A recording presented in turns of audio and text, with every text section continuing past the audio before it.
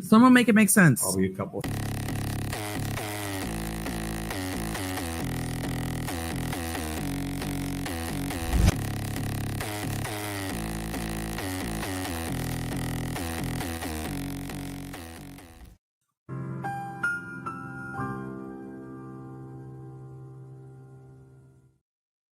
Hello, my beautiful squirrel friends. Shout out to James and Mary who've been here chatting away in the chat. Love it. That's awesome and amazing. Wonderful. Love you guys. Mary says she has some exciting news. Officially free from the county on Wednesday. No more check-ins. Free from the county. Is this related to the mail thing? What are you referencing here?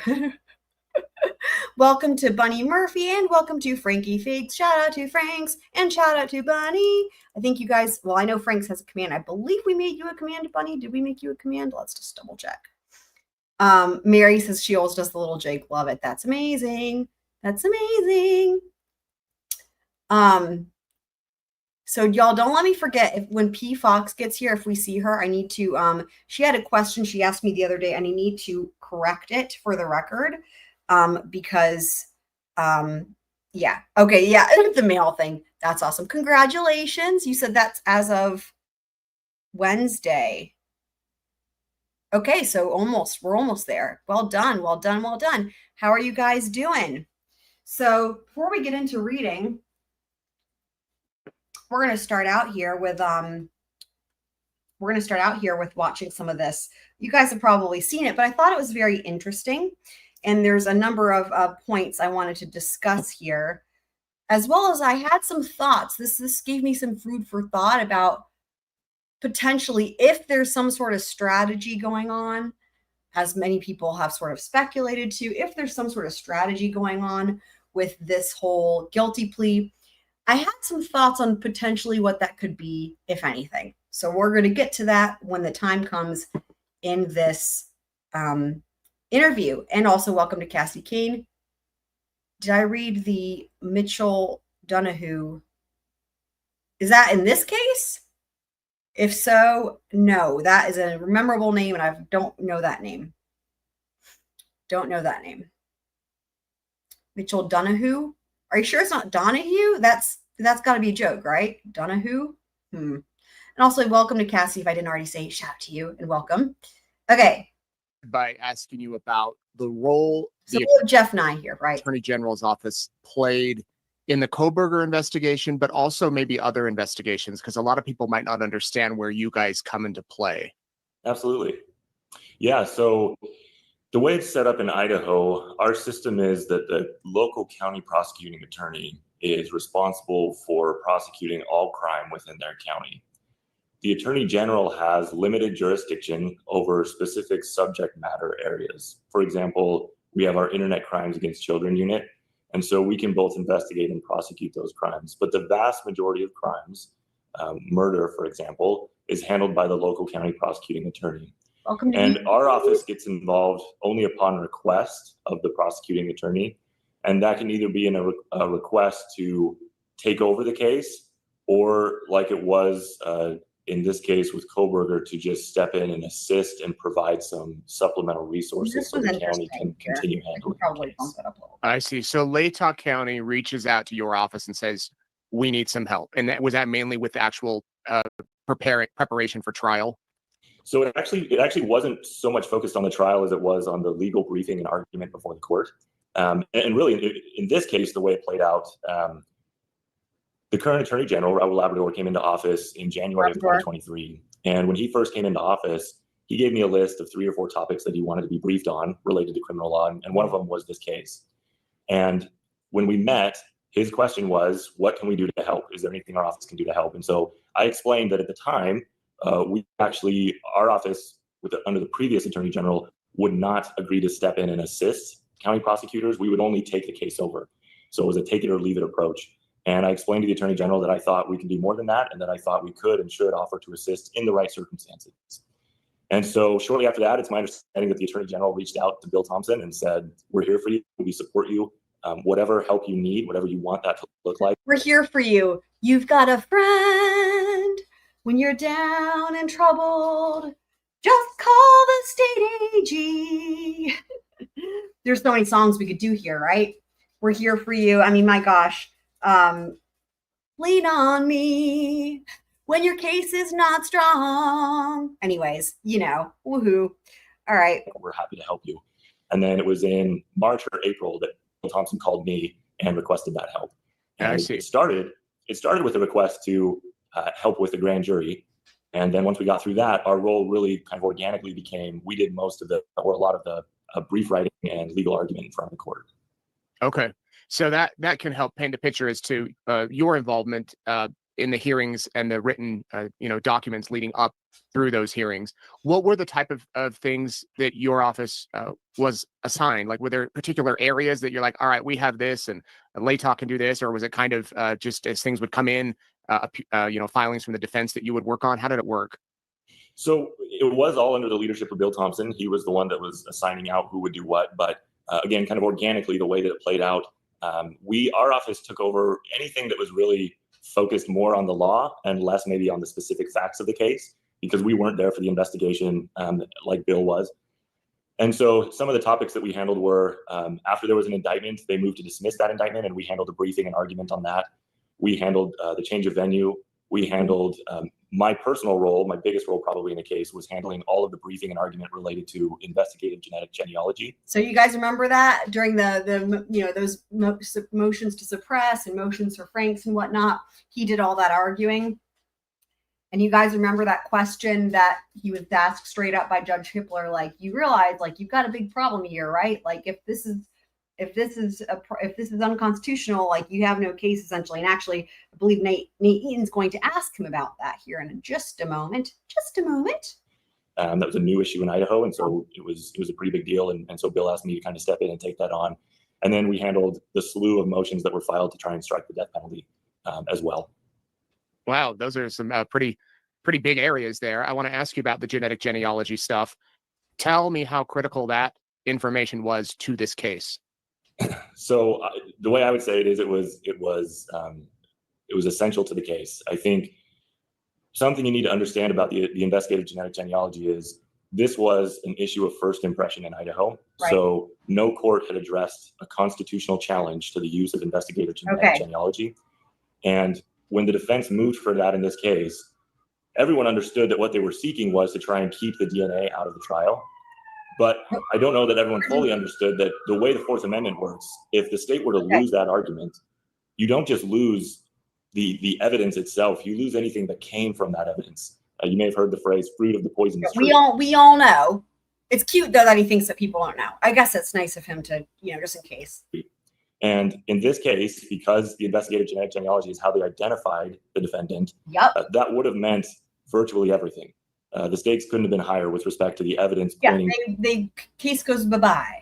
Case goes no more case. To the defendant. If you watch, when I did the oral argument in that, Judge Hippler, his very last question to me was, Mr. Nye, if the FBI did in fact violate Mr. Kohberger's constitutional rights, you would agree that that would burden the state, is the way he phrased it. And what I understood him to be asking, and what I believe he was asking was, you agree with me that if I find that this was a violation of the Constitution, you lose everything, pointing to the defendant. And I said yes. So that the stakes were pretty high on that one. That huge. So just to summarize, in case people missed that part of the buildup to the trial, is the defense was saying that the DNA, and correct me if I'm wrong, Jeff, was obtained illegally or unconstitutionally. Therefore, it should not be admitted as evidence. The prosecution, your team, was saying it should be admitted as evidence that it was constitutional in the way that they obtained it. And the judge did end up letting it in. Is that right? Correct. Yeah. And when you say the way they obtained it, we're talking, they had several different arguments along the path. But yes, they were arguing about the way they found him was the DNA that was on the knife sheath. Mm-hmm. There was single source male DNA. They didn't have anyone that could connect to that DNA, so they didn't have anyone to test to compare it to. Traditionally, when you're doing DNA testing in the criminal world, you have an individual, you have the DNA from the item, and you can compare those two things. Here they had DNA, but they didn't have the individual. So how do you find them? Well, that's where investigative genetic genealogy comes in. And they literally they reverse engineer a genetic family tree to figure out who could this person be. And then they get a warrant to arrest that person. Now they have the person and they can compare it to the DNA. And so because that's the way they used to find the defendant in this case, all of the evidence was fruit of those actions. And so again, if we had lost that motion, it would have been devastating to the case. Well, and not only this case, but in future cases, here we right? go. Couldn't future cases point to this one as precedent and say it wasn't allowed in then, it shouldn't be allowed in now? Absolutely. And the reverse is also true, right? Now, this case is precedent to where other cases can point to this and say it was allowed in. So, okay, brief moment on this. So, other states have been using this, right? Okay. Historically speaking, IgG was used when there was a cold case, right? When they exhausted all other possibilities, all other leads, and it was like a last resort, right? And especially because it would take so long. It's only a newer tool that we're seeing here recently, where it's being used early on in an investigation to find somebody. And I think part of that is due to the more people that submit it and whatever, then the whole thing, the way that works with the family tree, right, is they can get to a distant relative or a not so distant relative of a suspect or an unknown sample quicker. Okay. And as we know, there's other issues in terms of the backdooring and whatnot too. But Idaho had not weighed in on this issue yet. And so because this has now become, well, essentially this is at the trial court level, right? So the Supreme Court of Idaho has not weighed in on this yet, which is interesting to think about, because how would that have happened? Let's just say that this case went to trial, right? I guarantee you that one of the first appellate issues that would have happened, one of the first appeals that would have been made would have been from Bryan Kohberger, would have been the IgG. And then what would have happened there is it then would have been put through the Court of Appeals and eventually would have been appealed up to the Supreme Court of Idaho. Okay. And then if the Supreme Court of Idaho said, yep, it's okay, right? Then that would apply to the whole state. So because of the way that this happened, and because he cannot appeal any trial court decisions made in this case because of the plea, the Supreme Court of Idaho did not rule on this. So basically, what am I saying? What I'm saying is it was Judge Hippler, a trial court judge, who decided that this was constitutional and etc., right? So that's one thing to keep in mind. Okay, let's keep watching. From a legal perspective as well, it was a really big deal to set the legal landscape on, is investigative genetic genealogy going to be allowed in Idaho's court system? Oh, go ahead.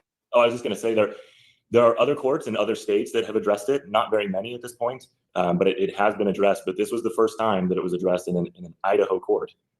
Is Judge Hippler's well-written decision. Yeah. Judge Hippler, again, trial court judge. Now, again, let's just think about this. So if in some other case, there's some issue on IgG at the trial court level, okay, and it goes through to the Idaho Supreme Court, and the Idaho Supreme Court, let's just say, for the sake of the example, that the prosecution is citing to this case, right, as to say, no, it's allowed, right? And let's just say that, and the Idaho Supreme Court takes a look at it and they're like, no, we don't think so, right? That could have an impact on this case, because the way that it works, right, with the court levels is it's always to my point being, this was just a trial court decision. So this decision doesn't have any sway. Okay, it sets precedent. In other words, judges are likely to follow, other trial court level judges are likely to follow this case, okay, in terms of allowing it. But that's only for judges of that, or courts of that same level, okay? So in other words, an appellate judge or a judge on the Supreme Court of Idaho is not going to be like, oh, I'm going to follow what a trial court level judge did, right? The way that precedent works is it is tradition, I guess you could say, to follow the decisions that were made by that same court level or higher.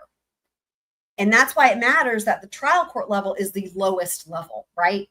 Does that make sense? In other words, the trial court's only going to have precedent for other trial court levels. It's not going to have any sway over the appellate courts or the Supreme Courts. However, the appellate courts and the Supreme Courts do have sway over the trial court levels, if that makes sense, right?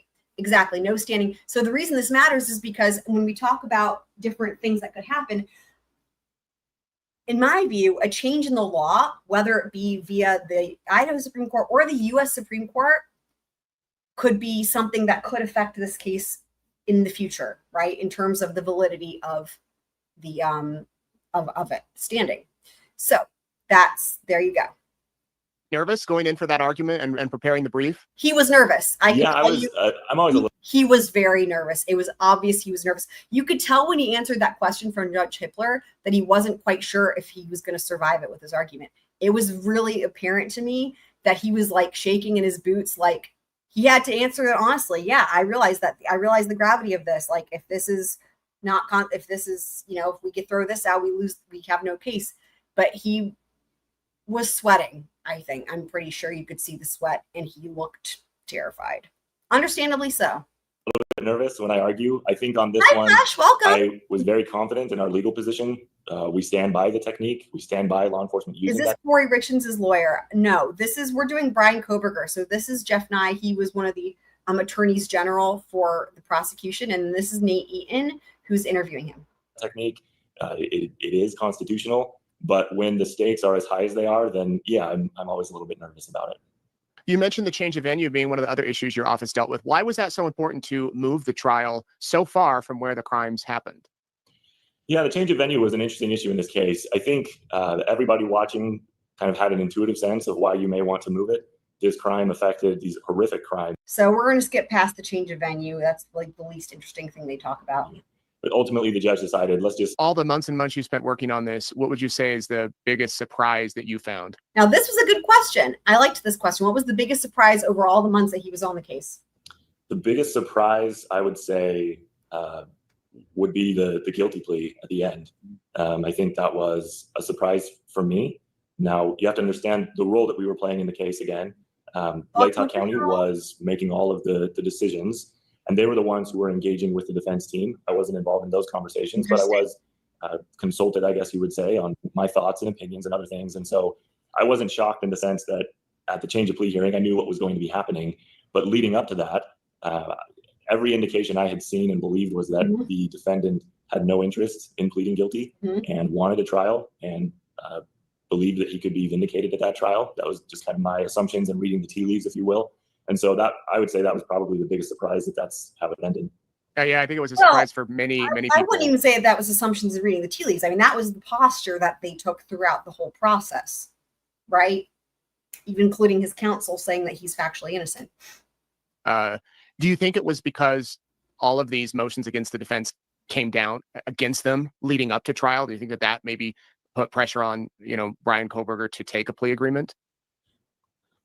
I do think that is at least part of the calculation. I can't in any way speak to his motivations or why he decided at the end. Obviously, I've never spoken to him about it. I don't know why his attorneys, what they advised, if anything. So anything, it's kind of just speculation on my part. But absolutely, I think one of the reasons that they bring challenges to things like the death penalty is to try and chip away at as much as they can from the state side and any leverage that the state would have. And so, yeah, I mean, that the way you resolve this was by giving up the death penalty in exchange for guilty pleas to everything in the indictment and maximum penalties on every charge. And so at the end of the day, protecting the death penalty meant something to that resolution. I want to ask you, and I don't know if you're the one that would be able to speak to this, or it might be somebody else, but from what we understand, the plea agreement was no appeals. He can't appeal. But Judge Hippler mentioned that he had, I think, 42 days or something if he wanted to appeal, but then said that if he did, it might void the plea agreement. Can you explain that? Because I know a lot of our viewers were confused when the judge said, "Oh, you do have a certain amount of time to appeal." Yeah, absolutely. So I'm more than happy to handle this. And we've talked about this before, but the whole thing of avoiding the plea agreement, right? It's like in certain cases, like we've talked about, where there's actually a carrot being offered. For example, testify against this witness, and then instead of first-degree murder, you walk with whatever, first-degree burglary. I don't know, as an example, right? And it's like, then they decide not to testify. It's like, okay, well, now you're back to being charged with first-degree murder, right? For example, here, voiding the plea agreement means just going back to where it was before, right? Which means headed for trial, death penalty on the table. Okay, we're going to talk more about that here in just a sec. Just for a little bit of background, I guess, for the viewers, in our division, in the criminal law division, I also supervise the appellate unit, and they handle all criminal appeals in the state of Idaho. And so if there were to be an appeal, it would come to our office and we would be the ones handling it. So that's kind of the background I'm coming from on this. I don't know. So Judge Hippler was getting at a couple of different things. Let me start with the appeal waiver itself. It's not uncommon when a defendant pleads guilty to waive their appellate rights. And that's typically how it's phrased in the plea agreement. But what we know, and there's actually a case on this that came out of Idaho and was decided by the U.S. Supreme Court called Garza v. Idaho, is that a criminal defendant cannot actually waive all of their appellate rights. There is a narrow category of issues that you cannot waive. And really what that's focused on is the validity of the waiver itself. So while in this case, the defendant waived his appellate rights, that means he waived his right to challenge things like the change of venue, the IGG, motion to suppress. He's referencing all the trial court decisions like we've talked about. The challenge that he raised to the indictment. He doesn't get to challenge any of those. But what he can't waive is an attack on the validity of the plea agreement itself. And so he could raise a So for example, like, you know, when they went through the whole colloquy, right? Knowingly, voluntarily, willfully enter into this plea agreement. That's why they go through that so thoroughly. That you can't, like, in other words, they do that for that exact purpose, because one of the things that you aren't waiving is the ability to say, hey, for example, like, you know, I was coerced into this, or, you know, I didn't understand it, or whatever, kind of overlapping with ineffective assistance of counsel, but also different in the sense that, you know, they weren't of sound mind at the time.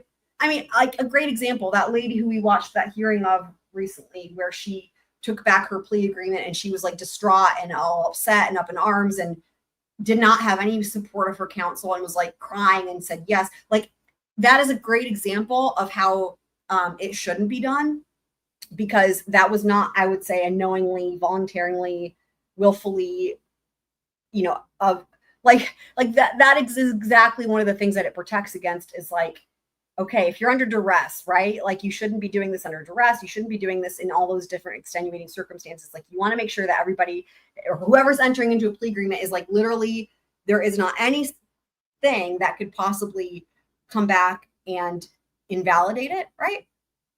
Challenge. For example, he could claim that his attorney provided him ineffective assistance in advising him on the plea agreement. And if he were to win that, it would have to be that the court finds that he didn't enter that plea knowingly, intelligently, and voluntarily. Right there. And so no matter what language you put in the plea agreement, you just cannot waive that. So that's part of what Judge Hippler was referring to. Then there's the second part you mentioned, where Judge Hippler did make a comment about, by filing a notice of appeal, you may actually violate your plea agreement.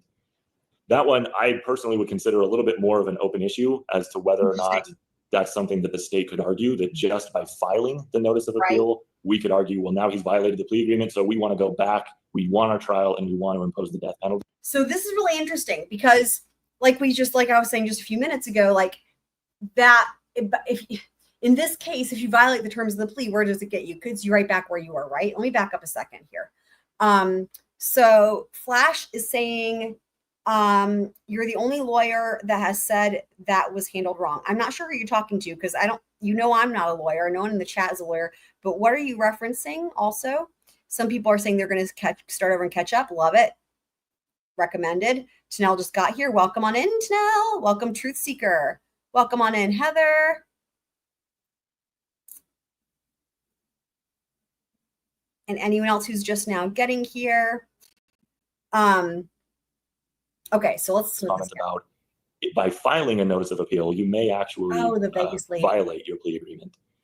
That one, I personally would. Okay, he's talking about the Vegas lady. Interesting. I don't know what other people are saying, but I just wonder. I have serious concerns about their state of mind, their mental state of mind, and their like, are they okay mentally? And like I don't know. You know, all I can guess is that it's people that will just say whatever like people do on mainstream media and whatnot, when it's like they didn't actually think about it or watch it or whatever, and they're just like, I don't know. I just can't fathom anybody who actually, you know, I mean, maybe the standard is lower for withdrawing, but withdrawing it, no. I mean, we've looked into this. Anyway, I understand that maybe if the standard for entering into it is slightly higher, but for withdrawing it, even still, we went through this at length, and even to withdraw it, you still need to have like only in the rarest of circumstances. Anyways, we'll talk about that whenever we go back to that case. But okay, so let me keep going. Then there's the second part you mentioned where Judge Hippler did make a comment about by filing a notice of appeal, you may actually violate your plea agreement. That one, I personally would consider a little bit more of an open issue as to whether or not that's something that the state could argue that. So I think it's also interesting that it's an open issue. In other words, they don't really know. Has this not happened before in Idaho? Interesting. Just by filing the notice of appeal, we could argue, well, now he's violated the plea agreement, so we want to go back. We want our trial, and we want to impose the death penalty. Got me thinking. I guess we would just have to see how that one plays out if it came up. Okay, this got me thinking. Was it last night? So whenever this came out, and like, I don't know, I saw it, I guess, yesterday or whatever. Anyways, this got me thinking. Because like I said, right, where would that be a benefit? For those of you guys who've been speculating or in, you know, whatever, have this feeling like there's some other master plan, right? There's some other big plan that we don't know about, and like whatever, you know, in the background, stuff like that. Okay. So this got me thinking. And here's what it got me thinking, okay? It got me thinking, like, under what circumstance that is even remotely reasonable that I can see would Bryan Kohberger file a notice of appeal or an appeal, you know, to the extent of which it doesn't fall under one of those extenuating categories, right? Let's just say it's regarding a trial court decision, right? Where it's like explicitly not allowed. Let's just say he does that. That would be a clear indication that he wants to violate the plea, right? Why would he do that? I was thinking about this. I was like, tell me why. Like, what would be the motivation to do that? What would he gain? Because all that would happen is it would go back to where it was, where now we're headed for trial and the death penalty is back on the table. Here's what I want to say about this. And first, I need to roll this bumper. Where is it? Where is it? Hold on. Here it is.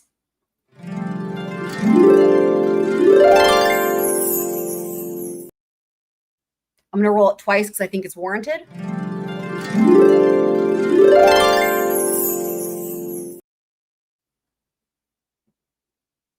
Okay.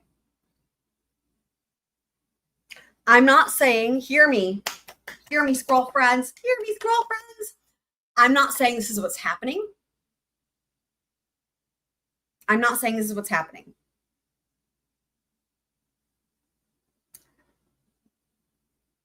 But the only thing that I can see, legally speaking, that seems even remotely in the realm of possibility, legally speaking, as to why, if there was some sort of plan, okay, to enter into this plea, to plead guilty, either for it to be planned ahead of time or for it not to be planned ahead of time, okay, but to plead guilty, but maybe in the back of like the defense's mind or the defendant's mind, intentionally invalidate that plea agreement, okay, only to be back where you started from. Started at the bottom, now we're here. Started at the bottom, you know, that whole thing, okay? Thank you, Heather. Right. I am not a licensed attorney. Yes, I've never said that, nor will I, unless that happens someday. Okay. So why would I was thinking, like, where would that get them? And here's what I was thinking. remember back to all the coverage that I personally, like my interpretation of why the plea deal, right? And like I've said before, just to summarize, I think it was out of fear for both sides. I think that it was for the state. It was fear that they wouldn't even get a conviction potentially. Okay. A fear. So fear for the state, fear on behalf of the state or on part of the state. And it was fear on the defense's side of the jury, right? Both sides were afraid. There was fear on both sides for different reasons. And that is why the plea agreement, in my opinion. Okay. Now, take that and rewind it back.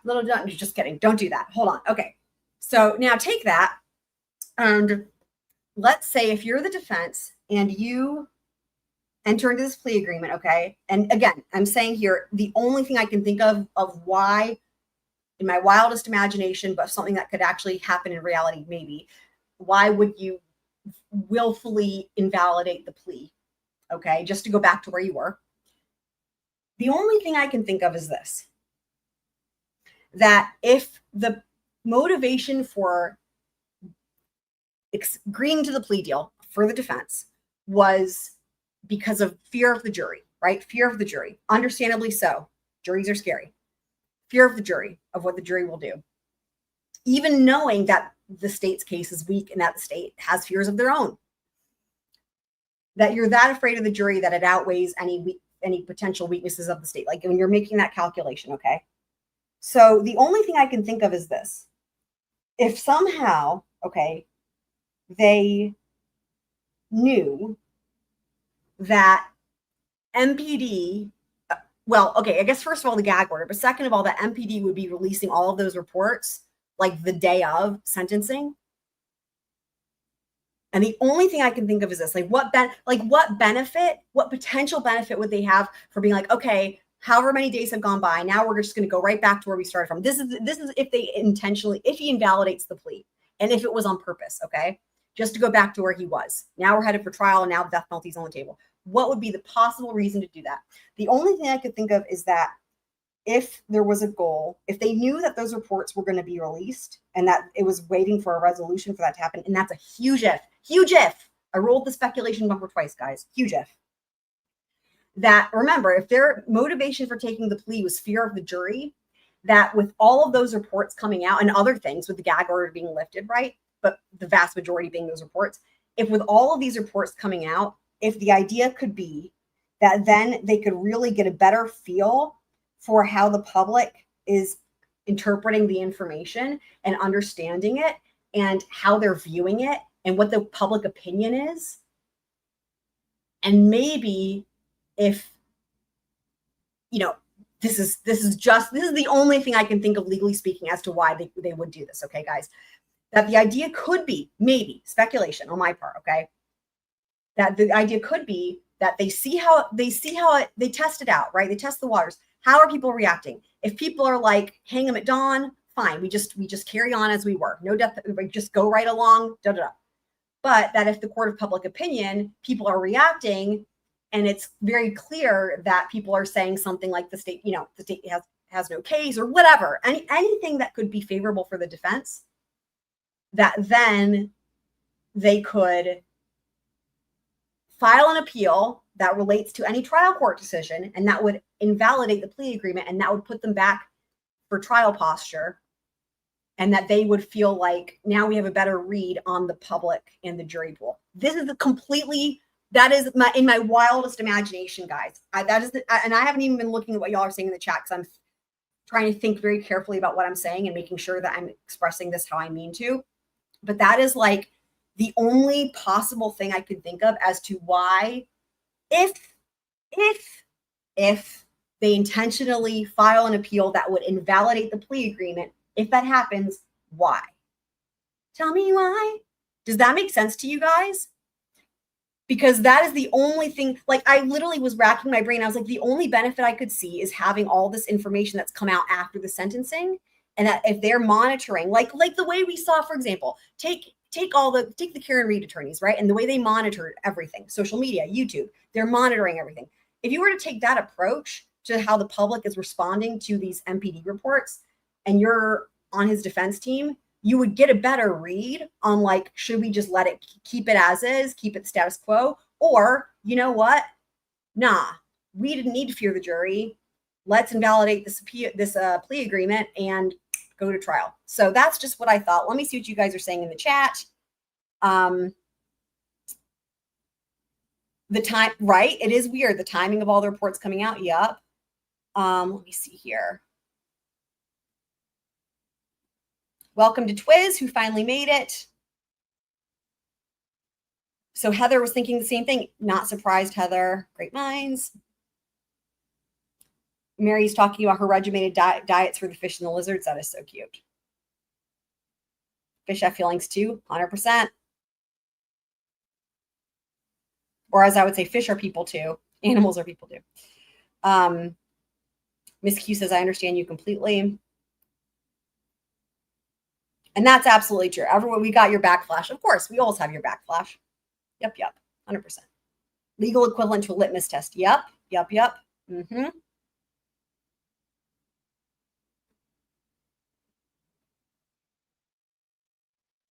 Right, and Needs Some Z saying it makes sense, or they plan to appeal on the other issues he can't waive. Right. So the thing is this is what will remain to be seen. I think if we see an appeal in this case and it's on any trial court issue, to me, that is a clear indication that they want that plea deal invalidated because there's no other reason. There's no other reason to do that. If it's on a trial court issue, let's say the IGG or whatever, name anything from the trial court level. Any decision of Judge Hippler from the or Judge from the trial from pre-trial, right? Anything that was a decision made in this case, pre-trial, or before plea. If it's an appeal to any of those, that's almost like a clear. Oh, it's almost like holding up a sign, like, "Hey, we want to invalidate the plea," and which means, right? You go back, you're headed for trial, death penalty still on the table, and that will be a very, very interesting. That I think, again, if that happens, the only thing I can think of is what I was just explaining. I don't see any other reason why that would happen. Because like the enormity of what's come out would have provided them so much more information in terms of how people would view it at trial, right? But if we see something like an appeal related to, again, the non-trial court issues, that's different. That's different. Like, for example, like Needs Some Z's was referencing the issues he can't waive.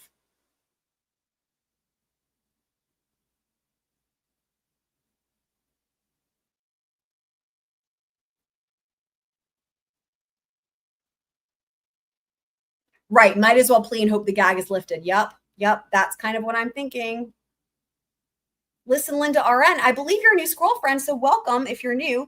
I have not seen the new, or are you saying new or not new? Is that one of the new WSU ones? I haven't seen it yet. Franks at the beginning of the stream said that, shout out to Frankie Figs. And then somebody else, I think, also mentioned it, that there's a bunch of documents that came out from Pullman. I haven't seen those yet. So if that's what you're referencing, I haven't seen those yet, but I know she sent them to me and we will definitely cover them. So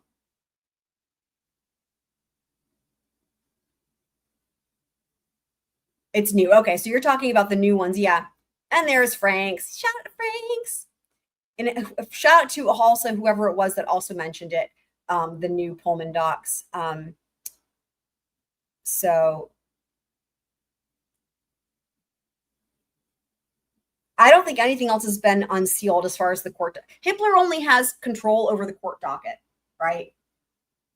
Any investigative reports or anything belonging to other agencies, that's not a court, that's not a pleading, right? For example, like the court docket, right? You have your motions, your pleadings. That is under his control. Nothing else. That's all that's under his control. Anything else is under the control of each individual investigating agency, and it's up to them. Just like, for example, how Moscow Police Department, as we know, yeah.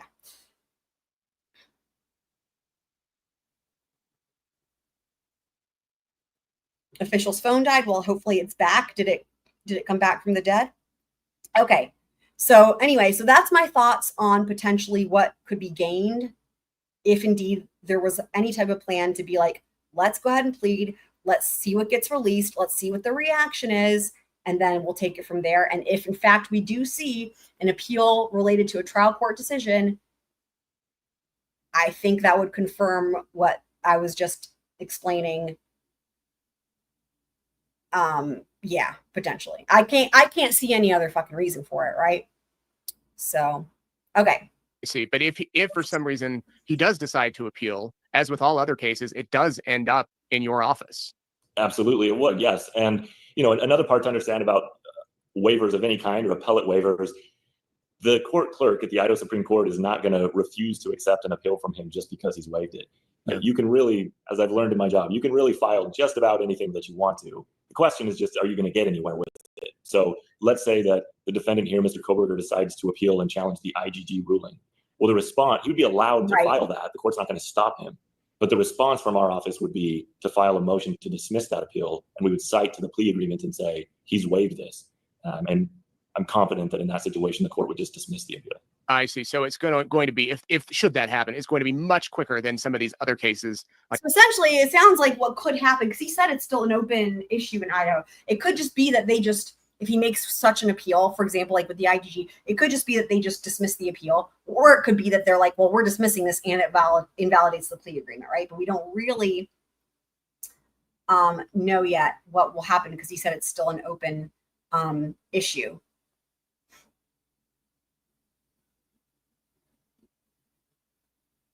He did waive it. What are you talking about? The IGG? I'm not sure what you're saying. Right. He can still, right.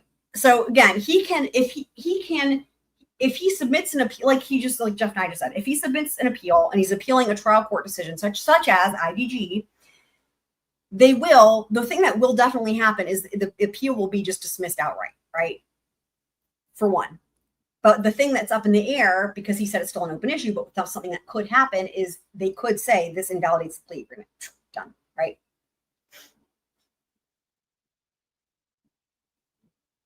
However, if he submits an appeal and the appeal is one of those very narrow issues, right, that they have to also rise to gross miscarriage of justice, and even then it has to be narrow and it cannot be based on a trial court decision, then that's a different category altogether, because that doesn't automatically invalidate the plea agreement, and also that's not going to be just an automatic rejection. The Daybell cases or whatever that take years to work their way through the courts.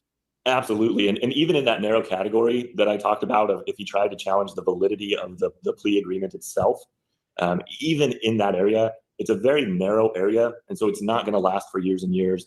And if you watched the change of plea hearing, you saw how careful Judge Hippler was in asking all of those questions that I think for a lot of lay people sound very repetitive.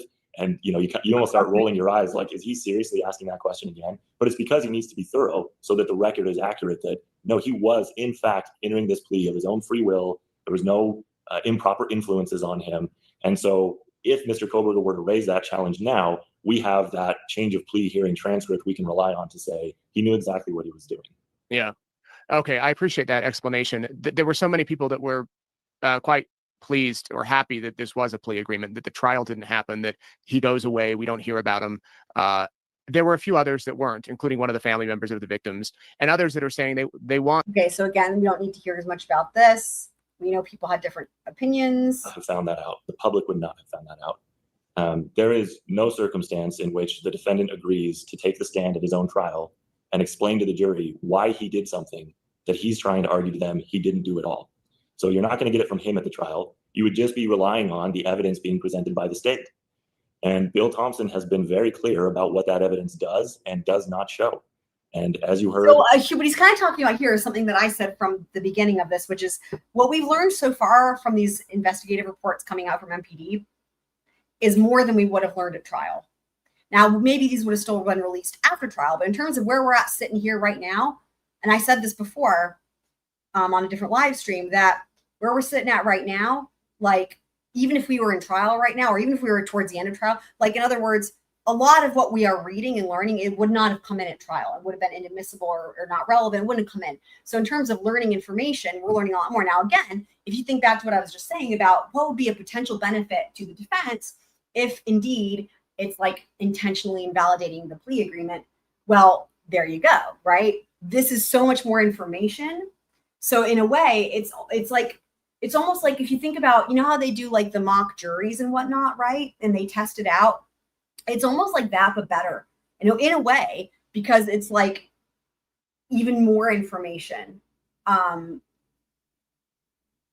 so anyway, I don't know. Hopefully that makes sense. It's just, it is very interesting how it could, depending on how it's interpreted in terms of the public opinion, how this whole thing could really benefit the defense if that's what's happening. So if you saw the press conference immediately after the sentencing, Bill, the lead investigators, they all confirmed we don't have evidence showing a motive. And so had this gone to trial. And that wasn't all, though. That's not all they confirmed they don't have. They confirmed a lot of other things they don't have. There wouldn't somehow magically be new evidence that would suddenly explain why this happened. So to the extent, I understand that people have different feelings about the way that this case ended, but I don't think it's a fair criticism to say we would have learned more had this gone to trial. If anything, we would have learned 100%. Learned less. Couldn't agree more.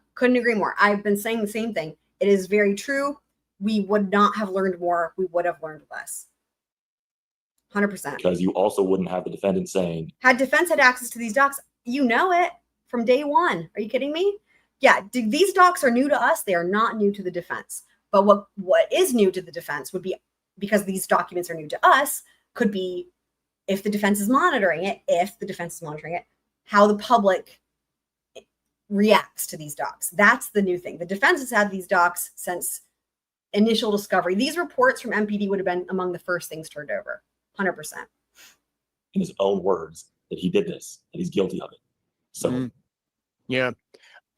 Having had this major case, and I can speak to as well, just even from working at the law firm, it's like one of the first things that's turned over is the police report, right?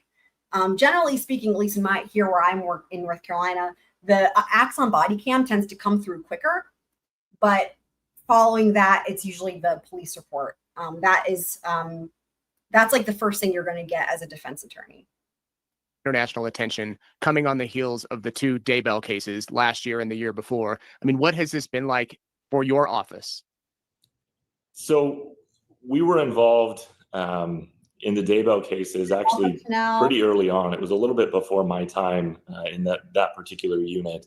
But then the cases were given back, and you know this history better than I do, but the cases were given back to Lindsay Blake in Fremont County and to Rob Wood in Madison County. And our office then didn't get involved again until the Daybell trial. One of our deputy attorneys general from our office helped at that trial. Ingrid Beatty agreed to go and help them. And, that was chronologically, that came after we had agreed to assist Bill in this case.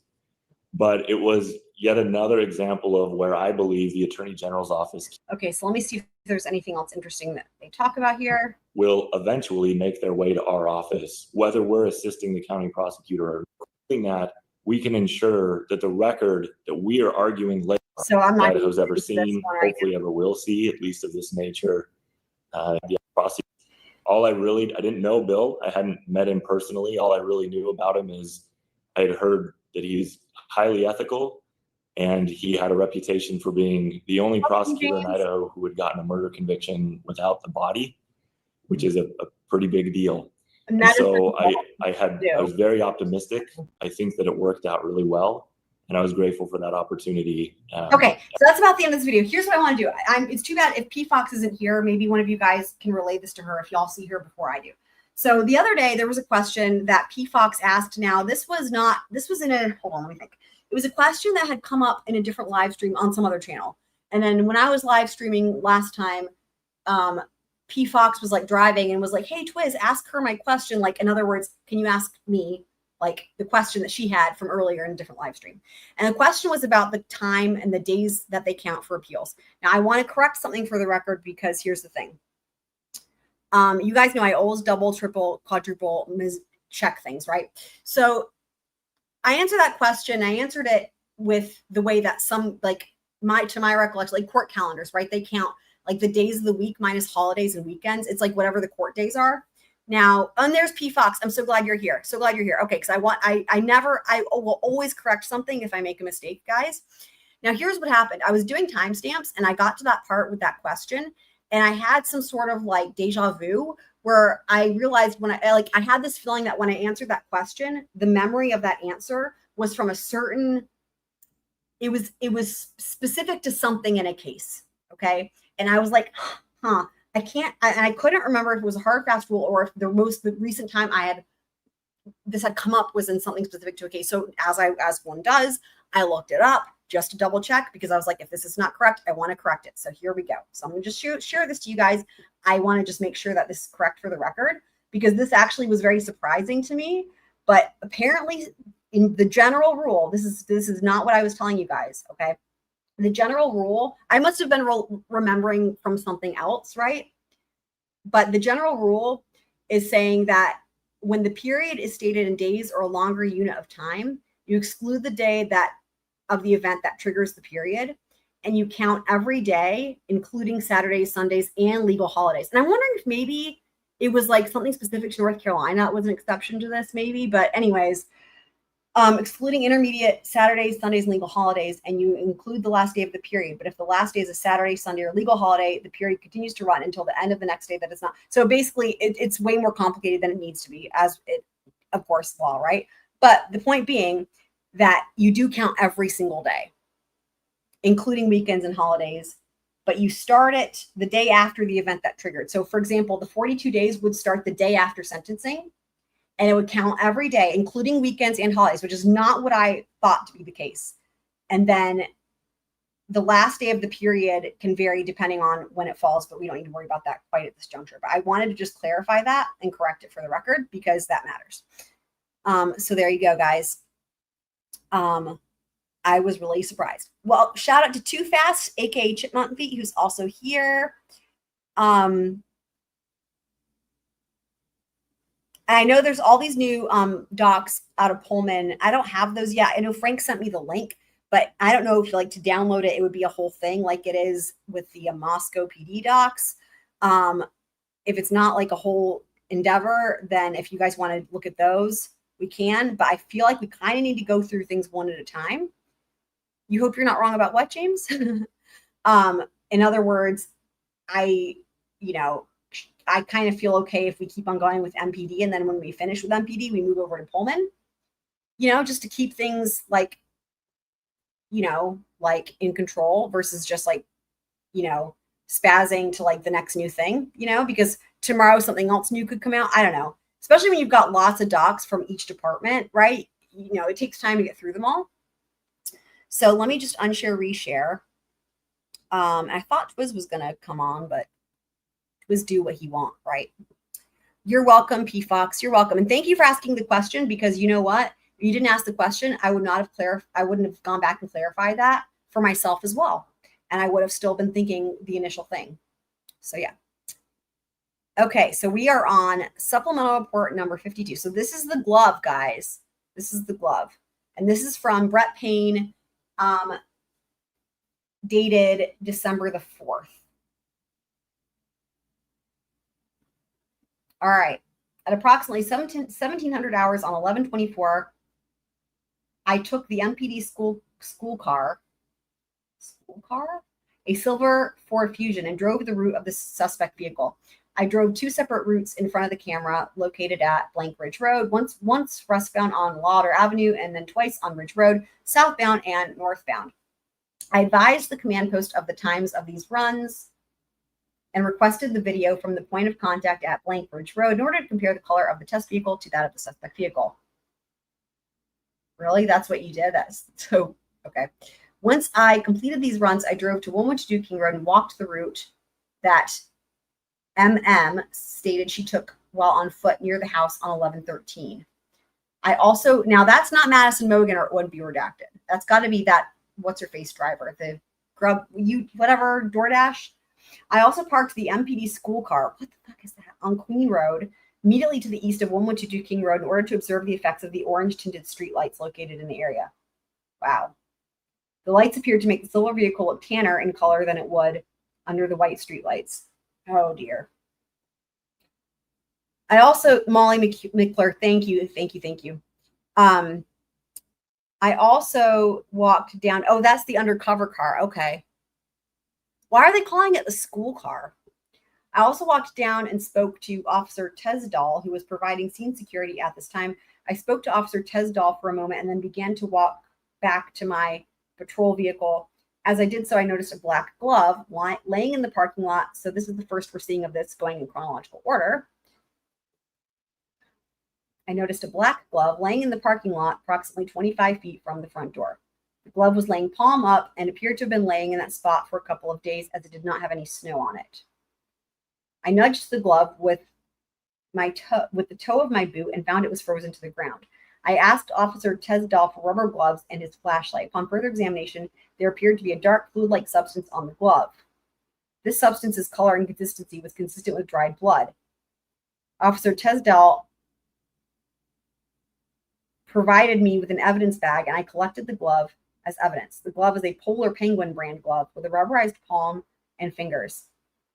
This type of glove is often used for concrete work. I brought the glove back to MPD and booked it into evidence for submission to the state lab. The videos of the vehicle test runs were later collected and added to the FBI. Okay, here's the thing. Let's do this. Because, hold on.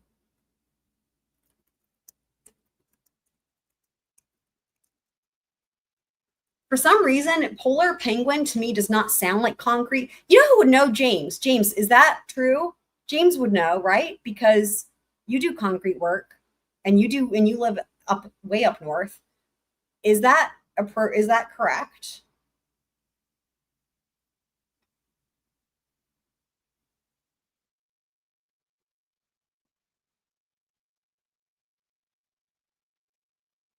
Okay, let's take a look. Hold on.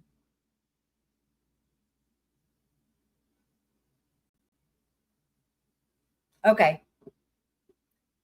There's the Polar Penguin. Oh, there it is on eBay. Shout out to Kane, who thinks eBay is great. Frank's Great Outdoors. That's you, Frank's. Frank's in the chat. There's the Polar Penguin. It's just not. When I hear Polar Penguin, I think of ski gloves. I don't think of this. The question was, are these Polar Penguin gloves the type of gloves that would be appropriate for concrete work? Because that's what it says in the documents.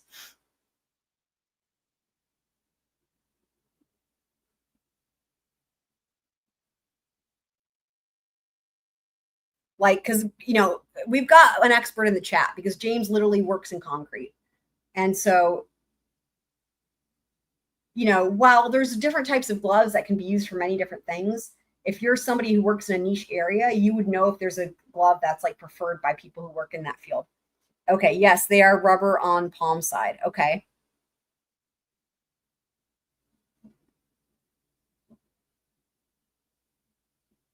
Now, having said that, here's a picture of somebody handling wood wearing them. So that's what she said. This type of evidence is often ignored. Well, it shouldn't be. Shouldn't be ignored.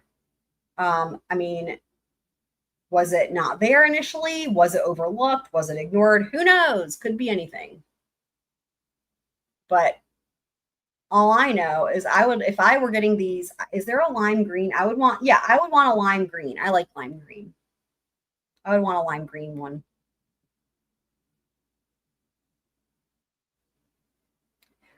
James says, I use them every day, just not these ones are for winter as they're insulated. Okay, so you're saying when it's not winter, you use a rubber glove that's not insulated, and then when it's winter, you use one like this. Is that what you're saying? Okay, so let's go back to the document.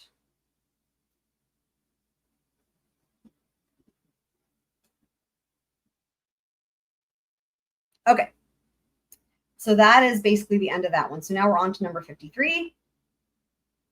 Yes, correct. Thank you so much for your knowledge, James. We love it. We love, love, love it. All right, Tyson Barrett we have. This was filed on 12/5 or submitted on 12/5. And it looks like it was on the same day it was written. So that's good. On 12/5 at around 1000 hours, I met with so-and-so at University of Idaho Office of Civil Rights and Investigation. I provided so-and-so with a USB flash memory drive that she downloaded information, and she downloaded information that was requested by the investigation team. I returned to the police department and gave the USB drive to MT with the FBI. Riveting. All right, number 54. Okay, this is another meowery, and this was on 12/5. On November 29th, I applied and was granted. Oh my God, he left out. I applied for. For fuck's sake.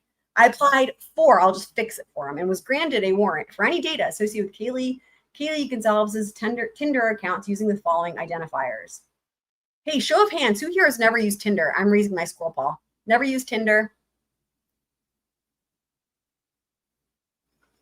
On November 29th, 2022, at approximately 17:09 hours, the warrant was served via email at something@match.com. Do they own Tinder?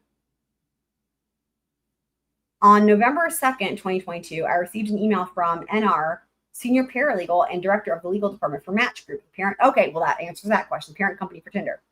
In this email, I was directed to use the law enforcement portal. As we know, he can click on links. Mallory can. It's like, so far, it's like the only thing he can do is he can click on a link. Interesting. www.alert.matchgroup.com. Hang on.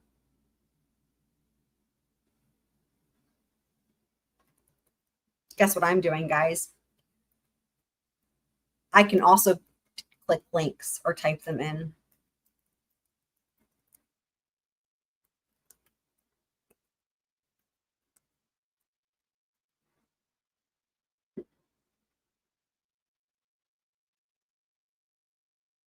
Okay, let's take a look.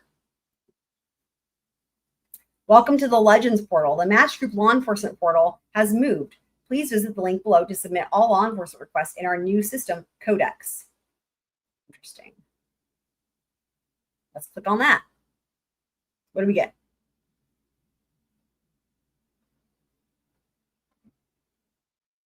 James, I love that answer. He says, where'd it go? I've used Tinder to start fires, but not date. Love it. That's a great answer.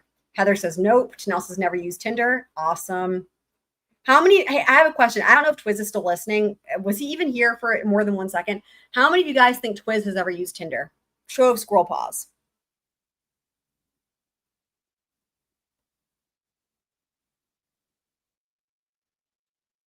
How many people think Twiz has ever used Tinder? Sign in. Tanel's saying yes. I would agree with you, Tanel. I think also a yes. But you know what? If he was here and he was on and he was like had his voice on, can you guys just picture the type of sassy response we would get from him? It's really funny in my imagination. Boy, it would be nice to have it in real life. But in my imagination, the sassy response is also funny.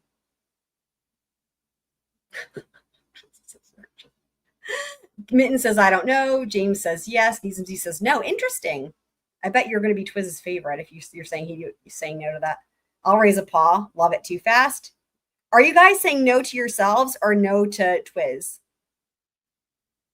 If you haven't answered, make sure you clarify. Be like myself or me, yes or no. And then Twiz, you could do like a colon, you know what I mean? And like just to make sure. He would say no, I'm sure. 100% agree with you on that one. Need some Z's? 100%. Okay, sign in, need an account, sign up. What happens if you click on this? Certification.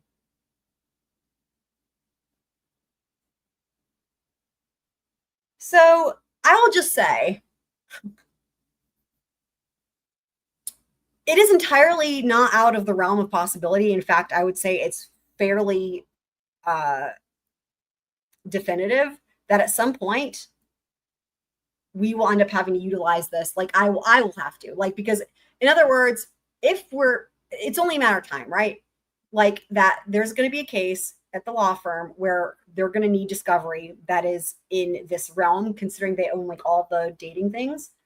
And literally I would be responsible for retrieving that. And I would be in that circumstance, clicking the box as a law firm, and that it was an official request. Now I'm not going to do that now. I'm just saying in the future, I'm sure this will happen. And then at that point, I'll be able to let you guys know what all it takes you to and what it does. So there you go. Yes, but won't have been on stream, Twiz. Yeah, I agree with you on that one for sure. For sure he isn't. So Heather's saying for sure he has a Tinder, but also he's a virgin. So you're saying that all the ladies just swipe whichever way it is that you swipe?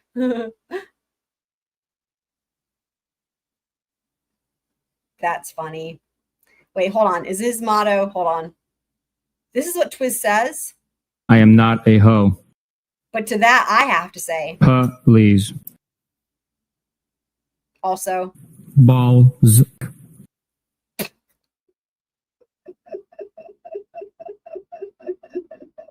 There it is. There it is. Yeah, I feel like enough. If he is lurking, I feel like we do enough of that, and he'll have to pop on. Okay, so so that's what we do. So this is all the things I guess they own. Chipsa, Chispa. I mean, I don't really know any of these logos because I'm not like a big apps person, but like if they own Tinder and Match, like that's a lot already right there as far as like the company. You know what I mean? Okay, so now we'll go back to the doc.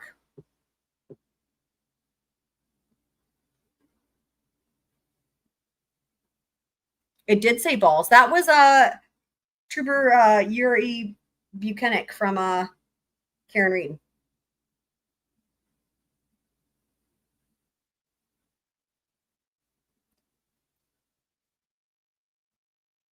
I guess he's still technically a trooper. He's not former yet, right?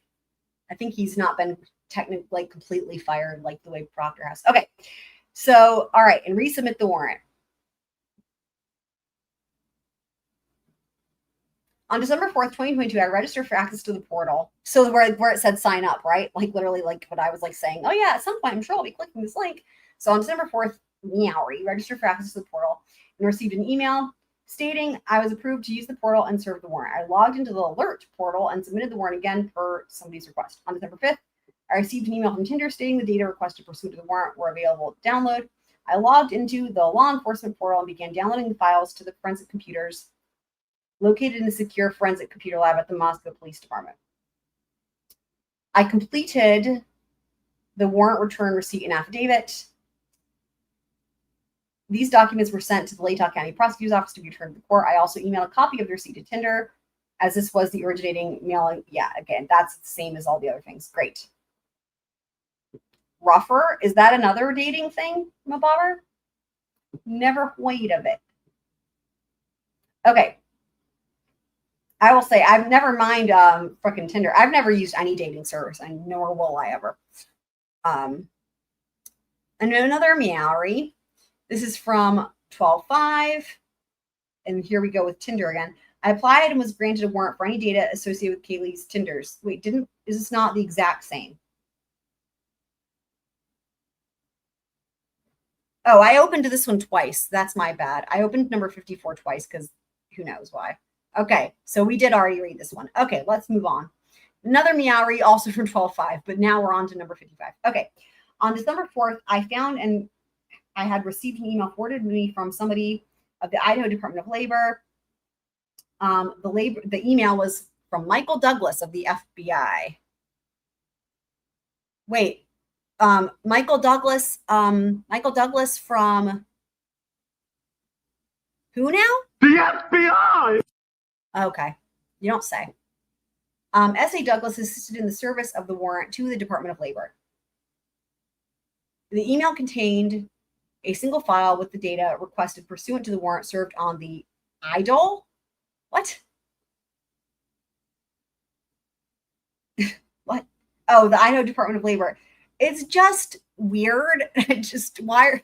Oh my God. The O, the lowercase O, and then the word. Why is it not just IDL? Anyways, the file was downloaded and saved onto a computer located in this Okay, fine. In examining the file, it showed the requested party's name, there should be an apostrophe there, date of birth, social security, I completed the warrant return receipt and affidavit. These documents were sent. Okay, this is all just the same as before. I mean, right? I mean, it's hilarious, isn't it? War of the Roses. Are you getting into some Tudor history there, James? Don't tempt me with that now. Okay. Actually, technically it's pre-Tudor because that would be the Plantagenets, the house before the Tudors. Another meowery from 12/5. On December 4th, 2022, I received an email, again with the punctuation, he puts the periods in the wrong places. I found I had received an email forwarded to me from somebody of Cutco, the parent company of K-Bar Knives. Oh, I was thinking Costco, and I was like, okay, never mind. The email was from Michael Douglas of the FBI. S.A. Douglas assisted in the service of the warrant to Kohberger.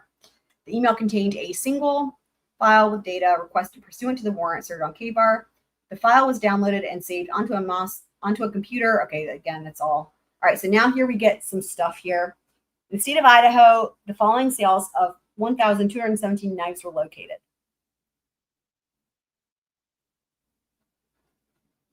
So we've got Boise, St. Charles, Lewiston, Mountain Home, Rexburg, Coeur d'Alene, Caldwell, Cascade, Payette, Jerome, Nampa, Fife. Okay, now we're into Washington here. Fife, Vashon, Port Angeles, Arlington, West Richland. Wow, there's a lot more Washington than Idaho. Issaquah, Olympia, Port Richard, Spokane Valley. There's more than one of those. Redmond, Bremertown, Tacoma, Fife, Seattle, Shelton, Chehalis, Colby, Battleground. That's one of the main roads in Greensboro. Tacoma, Pullman, Taps, Bellingham, Marysville, Duval, Kent, Spokane, Center, Kirkland, Sammamish. I mean, doesn't it seem like it's supposed to say sandwich, though, in a way? Or like sandwich? Anyway, Seattle, Richland, Vancouver, Fife, Yakima, Silla, Bremerton, Marysville, Seattle, Everett, Clarkston, Longview, Monroe, Seattle, Newcastle. And then now we've got two more Idahos. We've got Malad City and then McCall. And now we're back to Washington. Stanwood, Bremerton, Seattle, Mount Vernon. Other models were also listed on the return data. And there you go. That's right, Samage.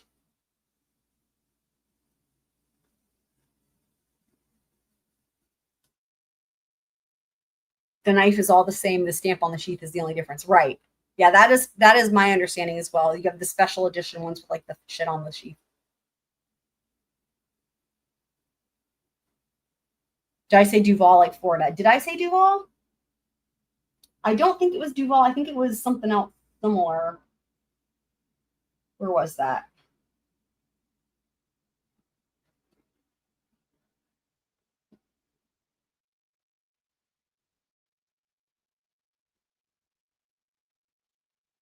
I'm not sure what sounded like it.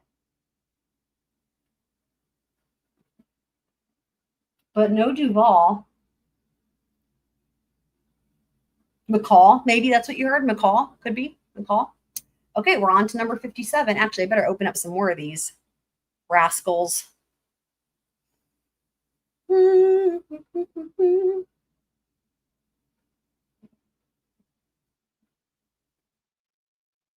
Okay, so we are on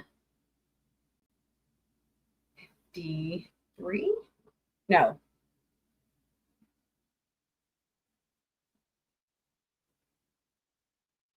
Okay, we are on 57. Another Mallory from 12.5. Geofence warrant. Geofence 1 warrant.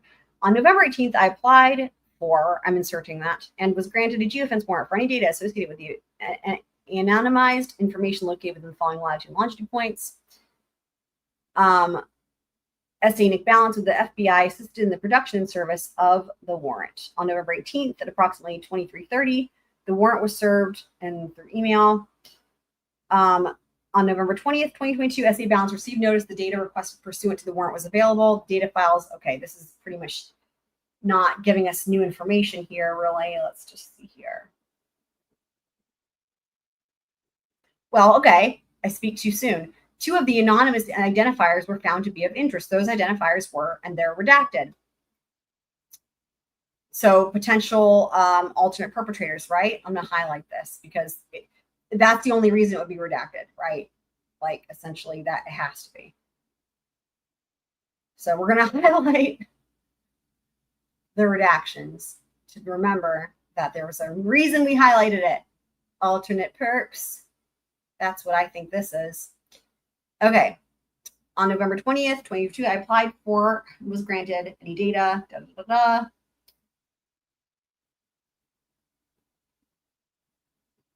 Okay, came back that one of the identifiers came back to a phone number of blank, was redacted. I completed the warrant return, received an affidavit. Okay, there we go. Next up, number 58. Another meowery Meta warrants. Okay, I requested and was granted a warrant for Meta for the accounts associated with the following identifiers. I logged into the Meta law enforcement portal located at Facebook, blah, blah, blah, and viewed these records. During the service of the warrant, I found I was not able to add the phone number of blank as an identifier for, JD's account, okay? This information was not entered into the portal.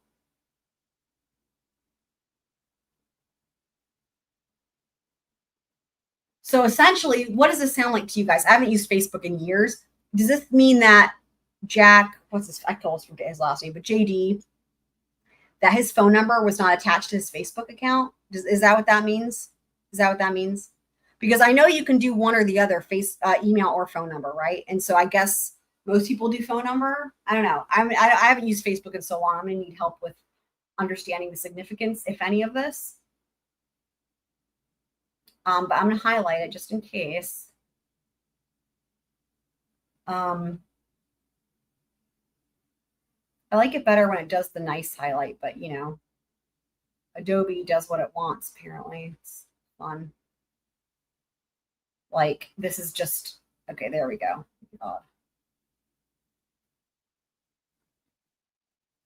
See what I mean? Like, it's just stupid. Adobe, swear, no.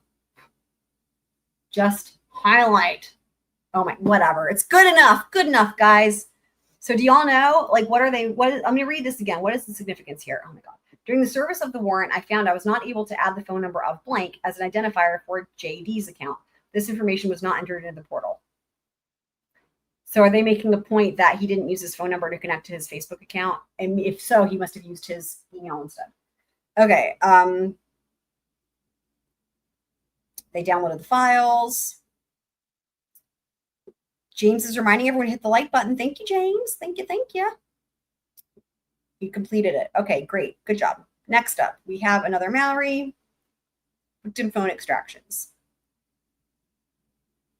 On November 15th, 2022, I contacted Detective David Taylor of the Coeur d'Alene Police Department with a request for an agency assist. I requested assistance unlocking the cell phones of Kaylee, Maddie, Xana, and Ethan. I emailed Detective Taylor. Phones were transferred to the Coeur d'Alene Police Department for a forensic brute force attempt to unlock them. However, Detective Taylor stated he was not able to extract any information from the locked phones, and the phones were not supported for brute force PIN code extraction. So the phones were then returned to MPD. I then asked for assistance from Tyson Barrett in attempting to gain PIN codes from family members to access the data on the devices. I was provided PIN codes for Maddie, Xana, and Ethan, which successfully unlocked the devices, but they couldn't get Kaylee's PIN. On the 3 devices I was able to unlock, I performed advanced logical extractions. Why was it not a full file extraction? On the devices at MPD. It's Meowry, right? Yeah. I mean, I don't even know if I said that at the beginning of the document. If I did, I didn't remember. But it became clear when I asked myself that rhetorical question of why was it not a full file extraction? Oh, it had to be Meowry. I mean, it's the only thing that makes sense. Fucking hell. A report for each device will be completed separately. Why would you not do a full file extraction? Ugh. On November 20th, I again requested the assistance of Taylor in gaining a full file. Oh, okay. So now you're going to do a full file. Why? Tell me why. I guess because he needs help. Not surprising, because he needs help with everything he does because he's completely useless. Phones were delivered to the CDA Police Department. Oh my God, this is just so frustrating. On November 23rd, I went to the CDA Police Department, picked up the phones. Oh my God, this is just so frustrating.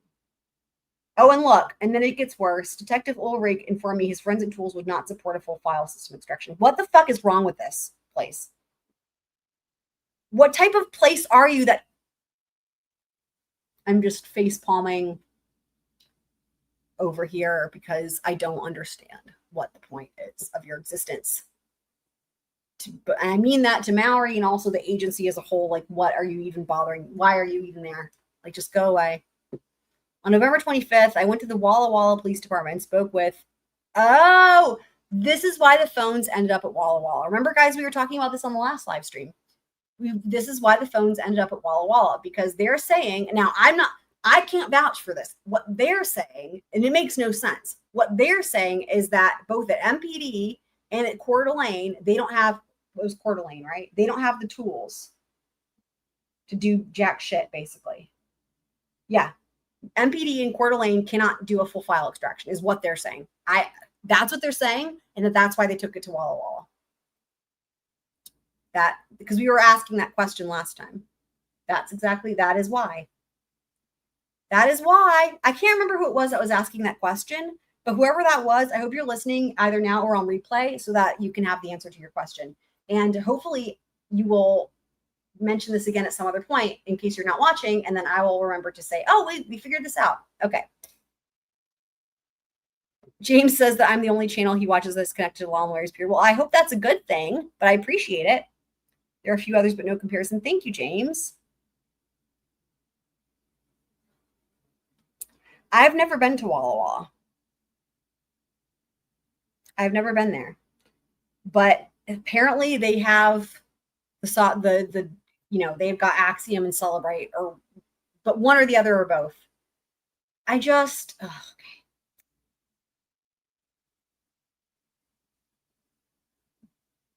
Now, what's funny is I believe there's also Coeur d'Alene in Wisconsin.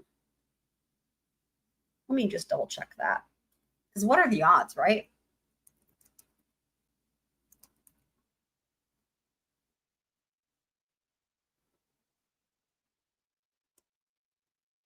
Unless there's something that sounds very similar. Okay, so there's a Coeur d'Alene also in Wisconsin, but it's spelled differently than, wait. No, they're spelled the same. Wow. Yep, they're spelled the same. There's a Coeur d'Alene in, wait. No, there's not. Why did Google lead me astray? Well, there's in Wisconsin, there's a Coeur de something. What is it? Now it's going to drive me crazy. I don't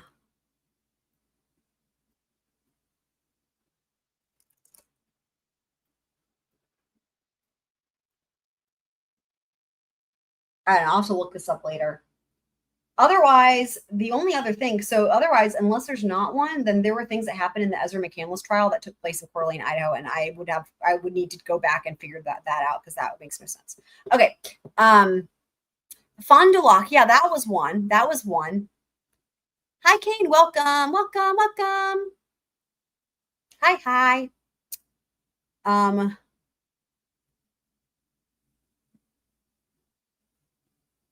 Kane coming in hot.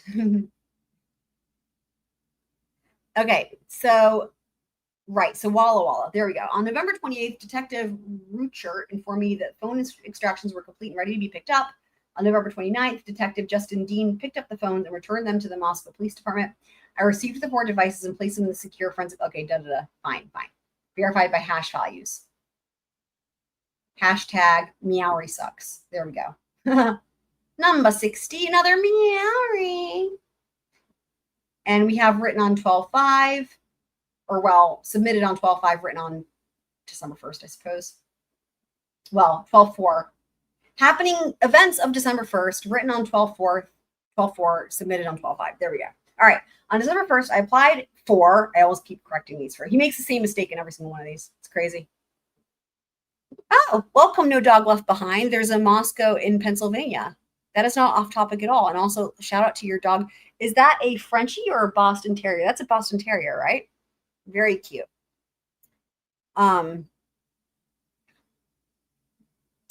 Hash values, right? Hash values. I was making the joke about hashtag. The hash values, those came up in Karen Reed, but those show that things are not fucked with, basically. Think of it as kind of like metadata. Long in the short version of it. But what was funny is that in Karen Reed, Bryan called it hashtags at one point when it's supposed to be hash values, and it was like a huge embarrassment. Well, he should have been anyway. But I said hashtag on purpose because of the joke about Bryan and because hashtag, what was it? Meowry is stupid or whatever I said. I don't even remember what I said. But anyways, whatever I said. Frenchies across the nation just cringed. Okay, it's a Boston. So, okay, right, because Too Fast has Frenchies. Well, it's hard to, the pictures are teeny tiny, guys. And on StreamYard, it's even smaller because everything is like within the StreamYard thing, and so it's very small. It would be a lot bigger if it was not on StreamYard. So yeah, let me just, because now I feel like I need to make sure. So yeah, so the hash values. Yeah, the hash, I think of it as like metadata, right? See, every time I see hash value, I just think hashtag as in making fun of Hank Brennan. And then whatever I said, hashtag, whatever thing about Mary. Anyways, so there you go. Now we have another one. On December 1st, I applied for and was granted a warrant for any data associated with Kaylee's Yahoo account. Yahoo. Using the following identifiers. On December 1st, approximately 13:55, the warrant was served via the Yahoo law enforcement portal. He includes the link because, as we all know, he's really prides himself on being able to click on a link. On December 4th, 2022, I received an email from Yahoo stating the data requested pursuant to the warrant were available to download. I received an email with a link to download the data. I logged into the law enforcement portal and began downloading the files to the forensic computers located in the secure forensic computer lab. Okay, that's all the same as the other ones. Nothing different there. Okay, number 61. Another one bites the dust. Another meowery. Now we have the Verizon pen warrant. Oh boy. Hey, Kane, do you think that Twiz has ever used Tinder? That's the first question. The second question is, if we asked him that question and he was here, how would he answer it? Would he deny it? Okay. On November 22nd, 2022, I applied for, was granted a pen warrant for any data associated with the phone number, blah, blah, which was linked to a possible witness. Okay, we're on to Molly again. SA Balance with the FBI assisted in the production and service of the warrant. So the second question is, what would Twiz say? Would Twiz say, no, he's never used Tinder? Or would he say, yes, I have used Tinder? Like, so it's like, what do we think is the truth and what do we think he would say? On November 22nd, 2022, at approximately 26 hours, the warrant was served via fax and email. On November, I'm talking about in the past, yo. The warrant was served via fax and email. On November 22nd, SA Balance received the notice, the data requested pursuant. Oh my God, this is just not the most interesting thing in the world right here. Okay, so Molly, right? We know this is the DoorDash driver, was subsequently identified, located, and interviewed. So they got her via the pen trap and trace. I completed the warrant return receipt and affidavit. These documents were sent to the da-da-da. So that's how they got Molly. They got Molly via the pen trap and trace. Okay. So in other words, it wasn't because of, they didn't figure out DoorDash first. They found her through the pen trap and trace. Okay. You're having rolled oats? Like how, in what style? Like granola or like how so? Oatmeal? So now we have Dollinger. So this is from 12/8. Disposable camera and vehicle keys. Okay. Kodak power flash, disposable camera. Wow. Wow. I didn't even know those existed anymore. Huh. Power flash. Wait, is this the flash that what's-her-face saw when she saw a flash? I don't know. I haven't read this yet. I'm just thinking the flash, right? Okay, on December 7th, at approximately 10:00 hours, I was assisting with the packing and moving of personal belongings out of the residence of 112 King Road. It says King Street, it should say King Road. Captain Barrett and I were in the process of packing items from Kaylee Gonzalez's room on the 3rd floor. Inside the closet, I was removing items from a black plastic 3-drawer organizer. In the bottom drawer, I located a Kodak power flash disposable camera and a GoPro camera in a black zippered pouch. I was unaware if these items had been located during any of the previous searches of the residence. How the fuck had they not? Never mind. Don't ask stupid questions, Chelsea. You know how they're doing it. Like, let's not find these things until December 7th. Why? So I took custody of them until I could learn that information. Well, okay. Here's the thing. He's like, I wasn't sure if these had been located. Obviously, they hadn't, because if they had, they would have been collected for evidence. What a dumb question. I advised Captain Barrett of the items and showed them to him. After completing and packing the moving the personal belongings, I brought the GoPro and the Kodak camera back to the police department. Prior to leaving the residence, I also took possession of the keys to all the vehicles belonging to the deceased. Once back at the police department, I locked the items into a temporary storage locker in the evidence. Why are we not doing any of this until December 7th? I later contacted the investigative team and learned the memory card from the GoPro was seized during a previous search. Okay. Oh, but there it is. The Kodak disposable camera should be booked into evidence. Why? Why? Why? Why? Why? Why? What is, dude?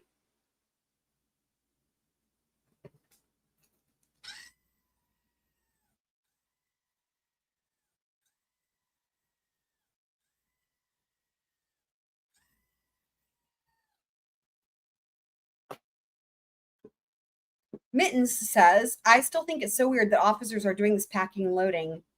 Is that normal? Do you mean at this point in time after the homicides, or do you mean that they should have somebody else do packing and loading? It looks like what they're packing and loading is simply to be collected into evidence, right? At least so far. Again, I have not read ahead. So in terms of like, or no, I'm wrong. It does say I was assisting with the packing and moving of personal belongings. I don't know who would normally do this, but here's what I can say. It seems weird either way, right? Like it would seem weird if somebody else did it because you could stumble across something, right? Of evidentiary value, potentially. And you wouldn't want civilians coming in, or you know what I mean? Or family, I don't know. I could see it being weird if non-LE does it, but also I see it weird being when LE does it too. I don't know what the answer is on that one, to be honest. But as far as the timeline wise, I think this is, I mean, it's a bit late to be still finding things. I mean, I do like oatmeal and I like granola. I love granola. I love oats. Oats are great. Oat milk also.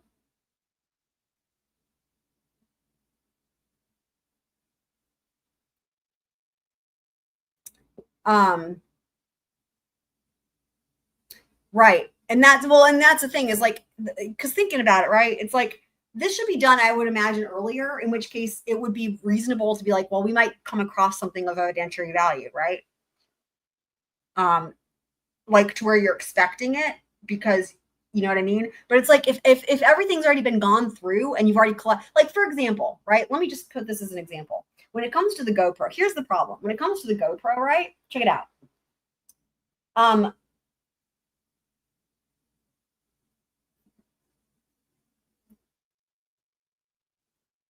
Where is it? Okay. I later contacted the investigative team and learned the memory card from the GoPro was seized during a previous search of the residence. So the camera of itself. So in other words, this is what I'm saying. Law enforcement had already searched this, because this is not like, there's some places you could imagine that are really, really, really, really, really, really, really, really hard to get to, or like covered up by, like, in other words, you pull back a wall and you see something, whatever, right? Here we've got, what have we got? We've got in Kaylee's closet, a 3-drawer organizer, and in a bottom drawer. So like, if you're checking things for evidence that belong to a victim, this would be like a normal first place you go after you secured the crime scene and whatnot. You know what I mean? Like this, and clearly this was already done because they did remove the SD card, or the memory card rather, from the GoPro. And these two items were right next to each other, right? According to this document. So they took the memory card from the GoPro. However, they completely neglected the Kodak camera with film on it, apparently. You see what I mean? So there's no way to justify any of this. It's like either they hadn't done, either they hadn't searched any of it, right? In which case it would be normal for law enforcement to go through, because they should be like, oh, we haven't done this closet yet. We should expect to find things of evidentiary value. Or it's like, oh, we've already done this closet. We've already scoured this closet. We've already collected everything of evidentiary value. Everything that's left in here just needs to be packed up and given back to the family. But we're in the middle here, right? Where it's like, oh, neither, but both. And it's just infuriating.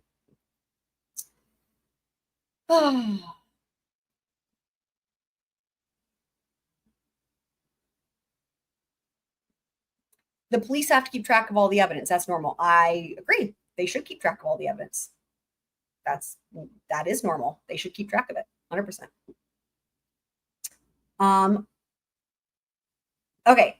So, I mean, I think it goes without saying that it speaks to the thoroughness of the previous search when you've got two items that are right next to each other, right? Both are of evidentiary value, but one was collected and the other one wasn't, and only was found by happenstance when this dude was packing things up to return to the family. With the expectation that anything of evidentiary value was already collected. On December 8th, 2022, I met with the property coordinator, somebody. They assisted me in booking the Kodak camera into evidence. I then took the vehicle keys and the GoPro camera to the city shop where the rest of the personal belongings from the residence were being stored. I placed the GoPro camera into one of the boxes containing Kaylee's belongings. I left the vehicle keys contained in a Ziploc bag, also in storage area with the other belongings. There you go. Next up, we have number 63. Okay.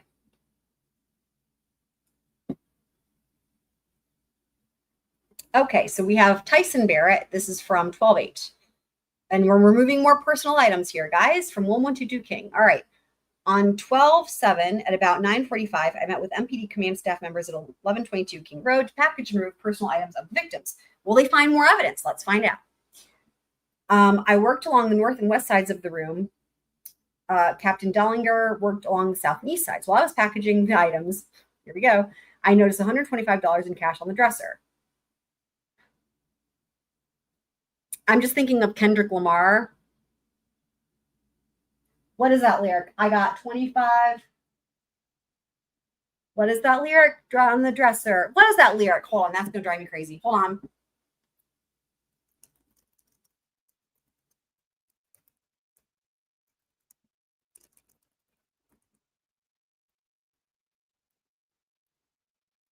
Oh, it's 25 lighters. I don't know. I thought it was going to be dollars. Anyways, the lyric I was thinking of is I got 25 lighters on my dresser. Okay. I was thinking it was dollars, but anyway, never mind. Just kidding. All right. I noticed $125 in cash on the dresser, one $100 bill, one $10 bill, two $5 bills, and five $1 bills. I will just say for anyone who's waited tables, depending on where it's at, some places, okay, so some places when you wait tables, they will give you your tips in cash every shift, even if your tips are paid in credit card receipts or credit card tips. So for example, some places is like you might have all credit card tips, but the management team or whatever will still give you your cash tips in cash that night. And in others, that's not how it's done. You get your cash tips if you have any, and then your credit card tips roll through to your paycheck. So anyway, I'm just saying that back when I used to wait tables years and years and years and years ago, I would always have cash. And it's so funny because now it's like a foreign concept. I never have cash. I haven't had cash in forever. But this could be from waiting tables because who was it? Kate, didn't they all wait tables or something? Anyways, Captain Dollinger and I both counted the money and put it in its small clutch. Put the it. Great. I placed the clutch in one of the boxes and marked the box that it had cash in it. Captain Dollinger, why are you putting it in a clutch if it wasn't already in a clutch? Anyway, both initialed the box. After all the personal items were recoverable were packaged, we moved them to a U-Haul van and transported them to the Moscow City shop. At the shop, we unloaded. I'm highlighting this because I don't understand it. What are we talking about here? At the shop. At the car wash. Like what? Oh, Kaylee didn't wait tables? Okay. I couldn't remember. How do I know Kendrick Lamar boomer? Are you saying I'm a boomer? I'm not a boomer. If that's what you're saying. Wrong generation. Are North Carolina court docs free? Yes.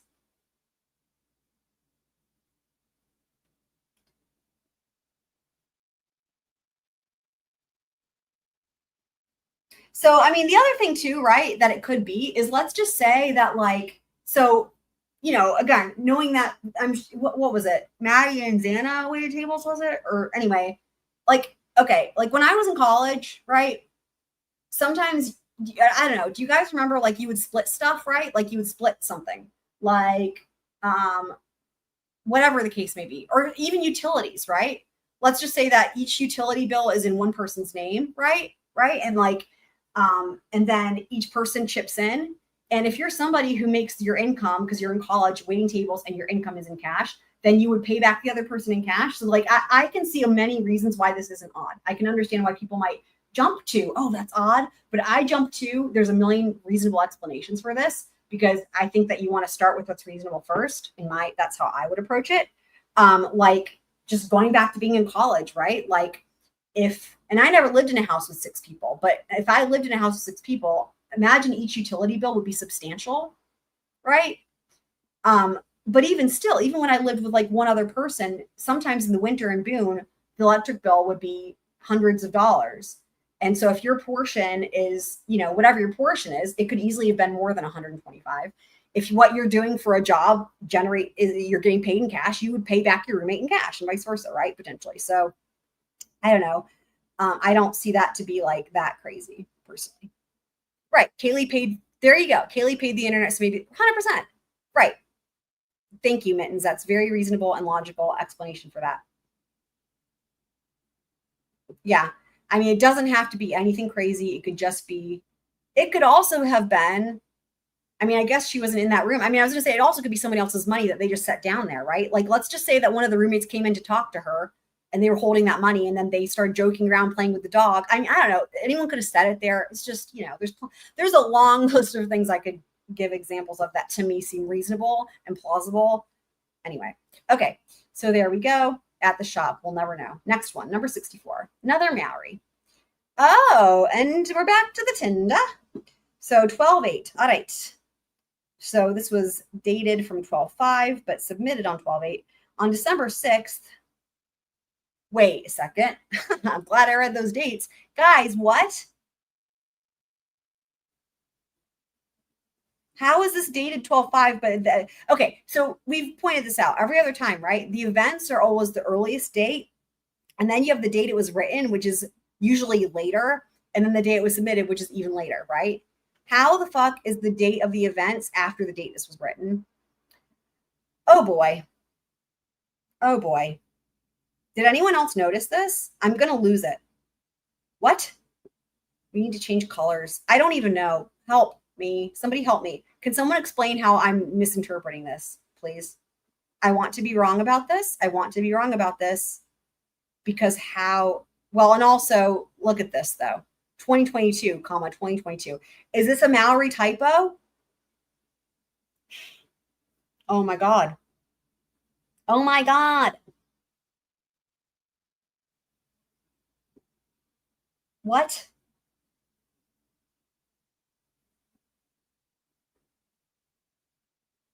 Hold on. On December 6th, weren't served. Okay. I'm going to pick up here next time because my brain's going to short circuit on this. I'm going to have to think about this. Is there any reasonable explanation for the dates here? We're going to pick up with this one next time. Number 64. I don't even know.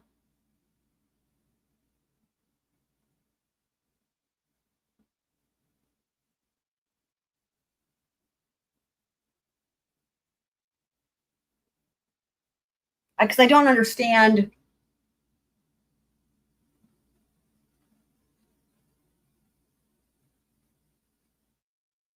How would you have something to start writing like a day early if you didn't do the thing yet? Something's up here. I'm going to have to think about this. Okay. But also I'm losing my voice and Frodo needs to go out. So what's a 995 motion?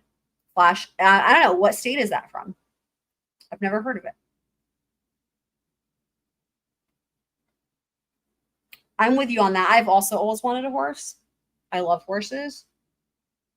I need to not get horse brain though, because it's irreversible.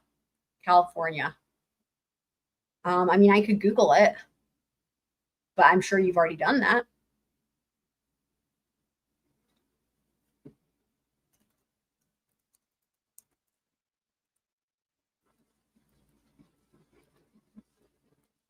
It looks like a 995 motion is a legal request to dismiss a felony case or specific charges after a preliminary hearing. Yeah, I have less experience with California law because I've not covered any California cases, at least that I can think of off the top of my head. I don't think I have, but that's what it said online. Kane's going to go live as Not Kane B. Awesome. Wonderful. Everyone should go check that out. I definitely will pop in the chat. I've just got to get Frodo situated and do a couple other things, but I will definitely pop in. Love it. Love Not Kane B, reading Canebo. But yeah, that's true. But yeah, this will be it for this one. We'll pick up with number 64. Let me write it down on my list. Number 64. For anyone who is on replay crew or anyone who's just now getting here or got here later on in the stream, in the first portion of the stream, I discussed my thoughts on potentially what the strategy could be for the defense, if there is a strategy for intentionally violating the terms of the appeal. So for anyone who's curious about that, it'll be timestamped when I get timestamps done. But until then, if you go back to the portion of the stream where we're watching the Jeff Nye video, I talk about it during that portion about what I think if there's something going on behind the scenes, what I think that could be and why. So definitely check that out as well. But I love you guys. Y'all are the best.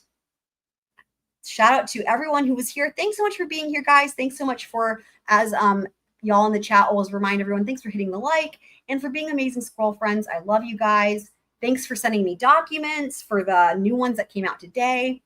Shout out to my twin flame, Heather. Love y'all, and I'll see you guys next time. But for now, squirrel out.